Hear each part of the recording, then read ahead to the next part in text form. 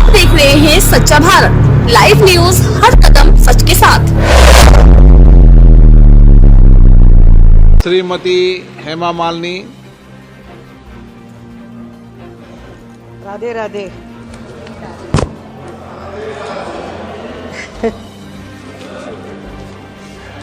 To 2005-06 के budget पर सदन में चर्चा हो रही है। इस विषय में मुझे भी भाग लेने का अवसर मिला है, इसके लिए आपका मैं बहुत बहुत धन्यवाद प्रकट करती हूँ। सबसे पहले मैं कहना चाहूँगी, दिल्ली में जो हुई है जीत, इसके लिए मैं हमारे पार्टी भारतीय जनता पार्टी के सभी नेताओं और कार्यकर्ताओं सभी को बहुत बहुत शुभकामनाएं, बधाई देती हूँ। मैं बहुत वित्त मंत्री निर्मला सीतारमण जी, मोदी जी के सरकार में नारी शक्ति का प्रतीक तो है, साथ ही ग्लोबल लेवल पर भी आज वो भारत की नारी शक्ति का गौरव के साथ रिप्रेजेंट कर रही हैं। एक महिला सांसद के नाते मुझे उन पर बहुत ही गर्व है। निर्मला जी का ये लगातार 8वां बजट है, जो एक रिकॉर्ड है। उनके इस असाधारण उपलब्धियों के लिए मैं उन्हें बहुत बहुत बधाई देती हूँ। भारत आज दुनिया का सबसे तेज गति से विकसित हो रहा देश है। प्रधानमंत्री श्री नरेंद्र मोदी जी के मार्गदर्शन में वित्त मंत्री निर्मला जी ने जिस प्रकार इस संकट काल में, कठिन परिस्थितियों में देश की अर्थव्यवस्था को टॉप पर लेकर आई हैं, उसके लिए मैं उन्हें बहुत बहुत बधाई देती हूँ। और उन्हें इतना ही कहना चाहूँगी कि जलाने वाले जलाते ही हैं चिराग आखिर। ये क्या कहाँ की हवा तेज है जमाने की। अध्यक्ष महोदय, महाकुंभ के विषय में कुछ बोलना चाहूँगी। मैं उत्तर प्रदेश से सांसद हूँ, जहाँ तीर्थराज प्रयाग में भारत की महान सांस्कृतिक परंपरा का महाकुंभ चल रहा है। इस महाकुंभ में भाग लेने के लिए देश विदेश से करोड़ों लोग यहाँ आकर स्नान करने के लिए आ रहे हैं। मैं विश्व के सबसे बड़े धार्मिक आध्यात्मिक समागम प्रयागराज महाकुंभ के सफल आयोजन के लिए उत्तर प्रदेश के यशस्वी मुख्यमंत्री योगी आदित्यनाथ जी का कोटि कोटि अभिनंदन करती हूँ। I have witnessed everything is perfectly all right there. Yes, I have seen it. I have been there. अध्यक्ष महोदय, सरकार के तीसरे कार्यकाल में 3 गुना तेज गति से काम हो रहा है।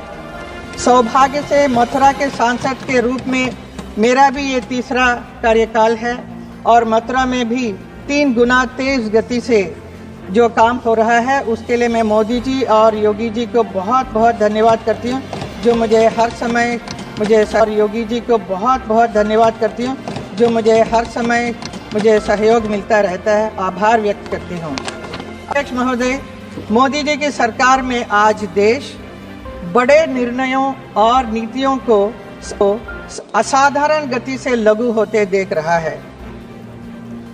इन निर्णयों में गरीब, वंचित, मध्यम वर्ग, युवा, महिलाओं, किसानों को सर्वोच्च प्राथमिकता मिली है। बजट पर अब तक हमारी पार्टी के कई माननीय सांसदों ने इधर बात की है, अपने विचार रखे हैं। बजट के घोषणाएं किस प्रकार देश की जनता के लिए हितकारी है, विस्तार से सब लोगों ने बताया है, तो उन्हीं बातों को मैं वापस नहीं दोहराना चाहूँगी। मैं उन सब का समर्थन करती हूँ। बजट के कुछ फ्यू पॉइंट्स है जिसमें मैं कहना चाहूँगी। अध्यक्ष जी, वित्त मंत्री जी ने इस बात पर जोर दिया है कि भारत की इकोनॉमी में महिलाओं की भागीदारी बढ़े।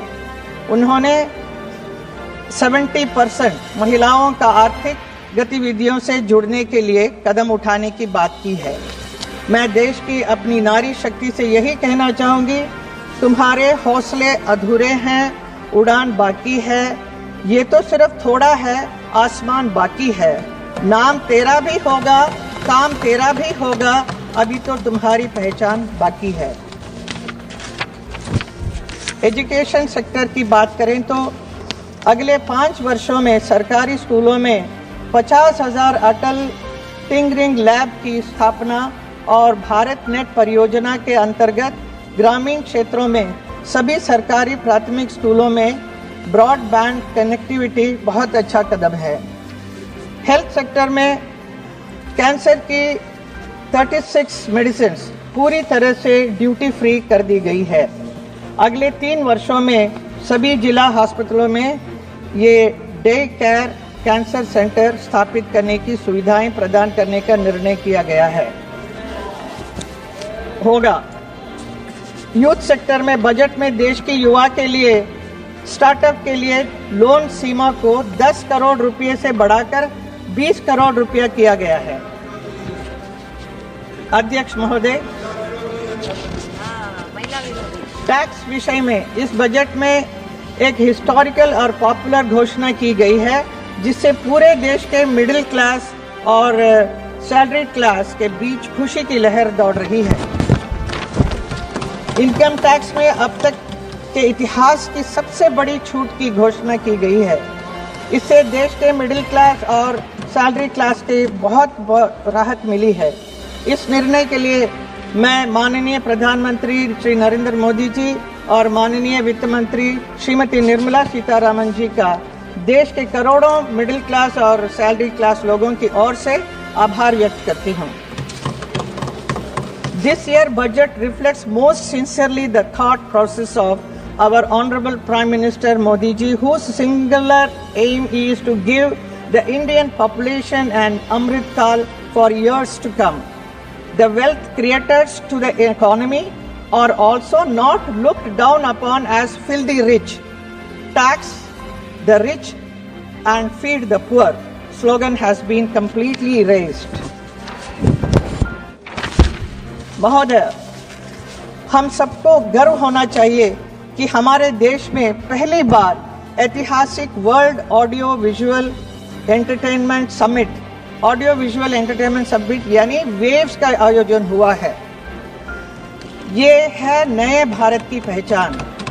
कला और फिल्म इंडस्ट्री के प्रतिनिधि होने के नाते मुझे भी इस समिट में पार्टिसिपेट करने का अवसर मिला। प्रधानमंत्री जी के साथ इस अवसर मिला था। इसके लिए मैं हमारे प्रधानमंत्री और आईएमबी मिनिस्टर अश्विनी वैष्णव जी का आभार व्यक्त करती हूँ। अध्यक्ष जी, यमुना हमारी महान आध्यात्मिक परंपरा और संस्कृति में यमुना मैया की आध्यात्मिक महत्व है। मथुरा वृंदावन की पहचान है, जीवन रेखा है। पिछले मथुरा वृंदावन में जितने नाले वगैरह हैं उसको बंद करने की कोशिश की, लेकिन फिर भी हम लोग कामयाब नहीं रहे, क्योंकि जो यमुना की जो अशुद्ध जल जो आ रहा है वो दिल्ली से आ रहा था। तो हम उस वक्त दूसरी पार्टी राज कर रहे थे, तो हम कुछ कर नहीं सके। सब हम सिर्फ हमारे ब्रजवासियों को इतना ही कहते रहे कि सब ठीक हो जाएगा, जल्द ठीक हो जाएगा। आज उम्मीद की किरणें आई है। 8 फरवरी को दिल्ली में भाजपा की जीत के बाद प्रधानमंत्री नरेंद्र मोदी जी ने कार्यकर्ताओं को संबोधित करते हुए भाषण का शुभारंभ भी यही किया कि जय यमुना मैया। उनसे की यमुना नदी को दिल्ली की पहचान बनाने की बात की। ये मोदी जी की गारंटी है, मतलब पूरी होने की गारंटी। मेरे संसदीय क्षेत्र में इसे लेकर बहुत ही खुश हैं लोग, इतने खुश हैं कि मैं बयान नहीं कर सकती हूँ। यमुना अब स्वच्छ हो जाएगा, ब्रजवासियों का अब स्वच्छ। अपने दल में कम समय में अपनी बात को कहने 3 मिनट 5 मिनट नहीं तो आपके दल के अन्य सदस्यों का ही बोलने का अवसर नहीं आएगा।